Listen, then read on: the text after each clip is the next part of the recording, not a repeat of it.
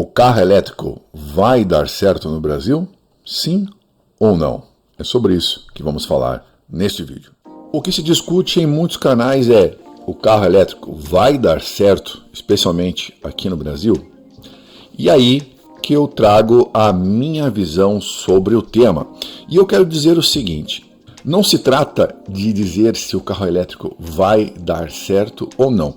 Na minha opinião, ele é mais uma possibilidade, mais um modelo que existirá entre tantos outros já existentes.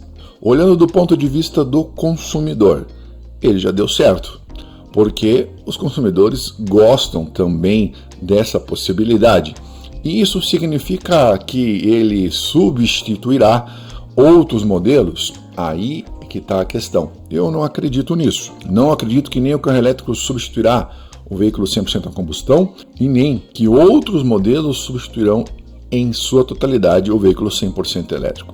Eu acredito que ambos os modelos, esta chamada pulverização, irão coexistir. E ao longo da história já foi mostrado que esta é praticamente a quarta geração de modelos, da evolução dos veículos 100% elétricos, que já existem há mais de 100 anos.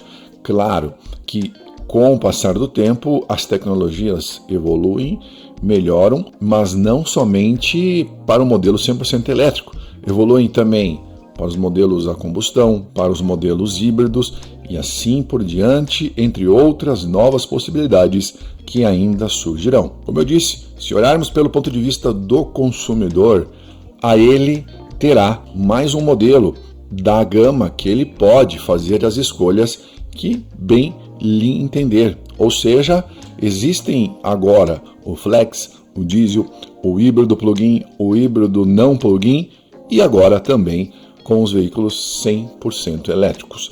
Isso eu acho bem interessante e creio que esta será uma tendência mundial. O que muitos que migraram para os veículos 100% elétricos acabam se equivocando, no meu modo de ver, é achar que essa tecnologia vai substituir os outros modelos.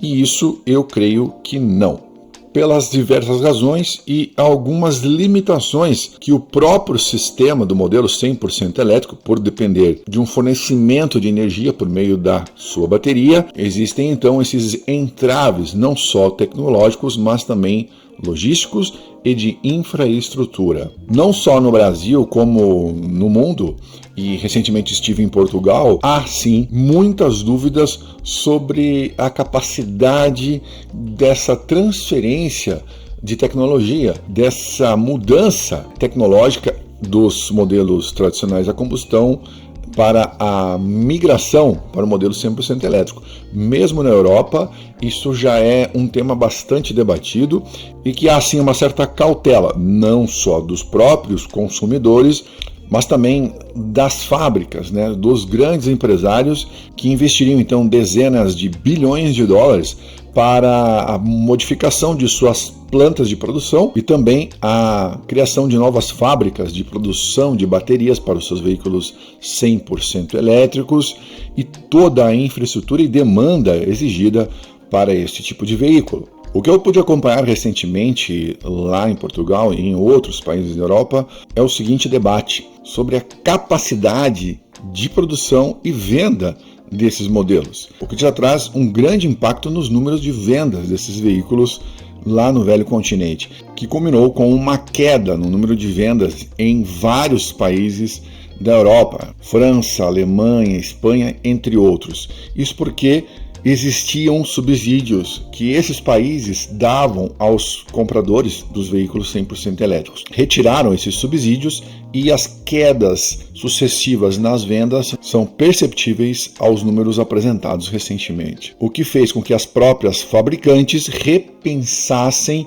os projetos futuros da produção em massa desses veículos 100% elétricos e passassem então a ter um foco nos veículos híbridos, leves ou plugins. A própria agenda ambiental estipulada pelo Parlamento Europeu, que determinava que a partir de 2030 seria proibida a produção de veículos a combustão. Este projeto, aprovado pelo Parlamento Europeu, já foi flexibilizado, passando de 2030 para 2035.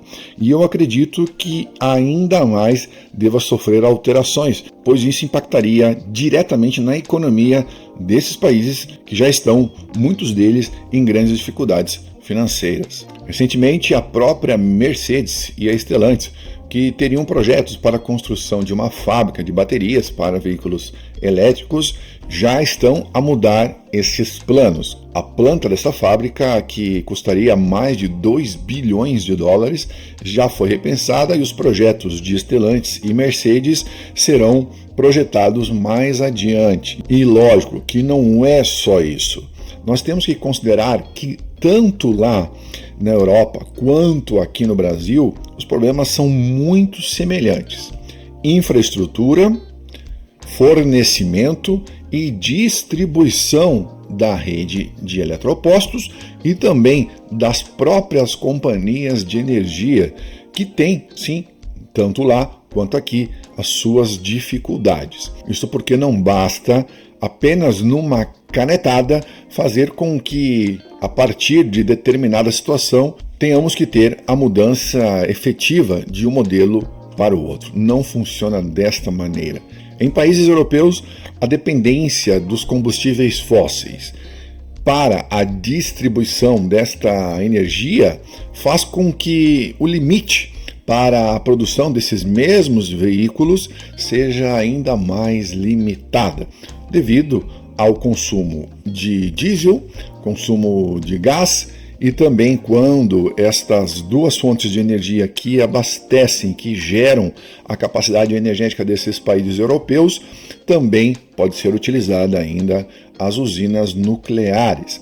Isto certamente, ao transportar um modelo para o outro, teria um impacto ainda mais gigantesco, já que, em parte, em vários países da Europa, como a Alemanha, são dependentes da queima do carvão e da exploração desse componente, o que tornaria insustentável se pensássemos aqui numa produção exponencial de veículos apenas 100% elétricos na rede de distribuição e na forma como daria-se essa administração, e isto ficaria bem complexo e com certeza teria uma grande crise energética nesses países.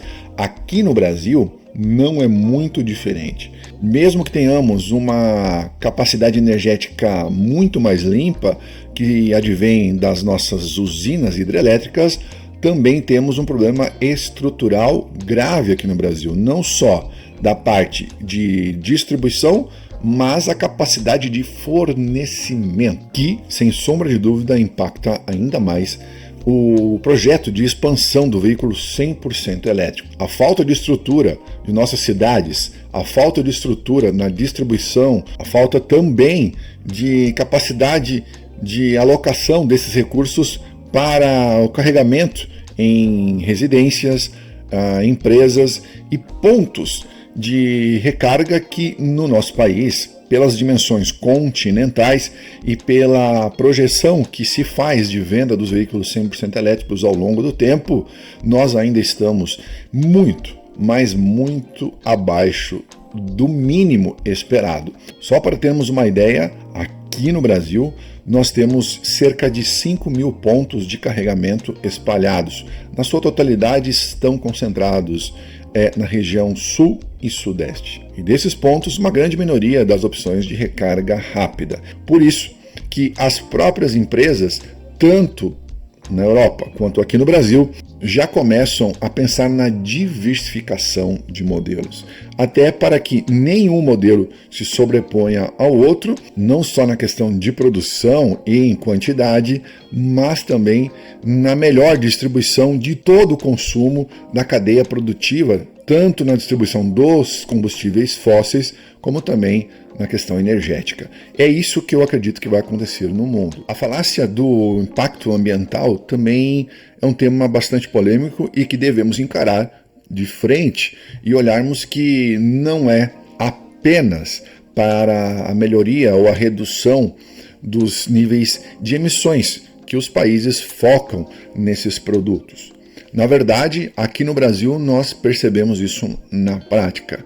Até meados de 2021 nós tínhamos um imposto zero para a importação desses modelos, olhando, prioritariamente a diversificação da nossa matriz energética e da mobilidade urbana, fazendo com que, sim, de fato, o estímulo à importação desses produtos que não existiam em larga escala aqui no Brasil, pudéssemos então impactar de alguma forma, ao menos nas grandes cidades, com a redução das emissões de CO2. Lamentavelmente, o que se diz na teoria não se faz na prática. Isso não acontece só aqui no Brasil, mas também em outros países do mundo que já cortaram então esses subsídios. Aqui no Brasil, nós tivemos atualmente a mudança desta regra pelo governo atual, que implementou um imposto progressivo que é aumentado a cada 6 meses, passará para 18% a taxa de importação para os veículos 100% elétricos, 20% e 25% para os híbridos plug-ins e não plug-ins, chegando até julho de 2026 em 35% para os 3 modelos. Então, na verdade, o que se vislumbra na prática por muitos desses países, e o Brasil é um deles, é a possibilidade de ter grandes volumes de impostos retornados aos seus cofres, e não simplesmente a olhar a questão ambiental, que tem sim importância e é um tema fundamental no mundo. Mas a pergunta inicial deste vídeo era se o carro elétrico faria sucesso ou daria certo no Brasil. Eu acredito que ele estará presente, independente do volume de vendas ou não. Sempre teremos opções, e isso eu acho que é importante, que tenhamos cada vez mais modelos e opções de escolha. Eu, em outros vídeos, sempre trago aqui com os pés no chão e elevo esse debate com vocês sobre o perfil de usuário e quais as suas necessidades na hora de escolher um veículo 100% elétrico. As grandes cidades, sem sombra de dúvida, as capitais principalmente, por serem mais estruturadas, possuem uma vantagem, que no caso do estado de São Paulo, por exemplo, é a melhor infraestrutura. Não a ideal, mas a melhor. Os veículos 100% elétricos aqui no Brasil, e isso em todos os países da Europa, se mostram melhores nesta situação urbana. Com o aumento da demanda, também se exigirá que novas opções de pontos de carregamentos sejam criados para atender essas necessidades.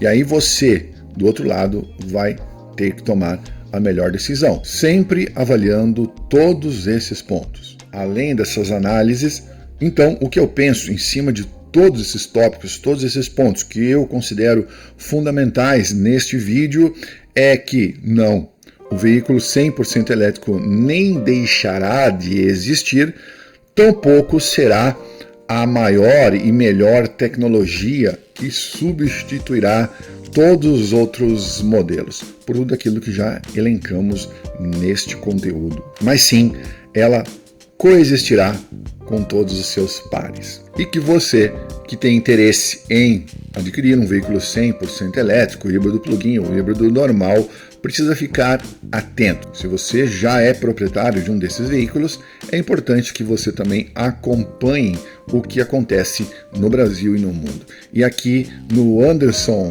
TD+, você tem estas e outras informações, sempre com a verdade e transparência. Aqui eu não quero te iludir e também não tenho a pretensão de enterrar o seu sonho, mas você tem uma nova possibilidade de reflexão. Se inscreva no canal, ative o sininho das notificações. Fiquem com Deus. Até o próximo vídeo. Tchau. Fui.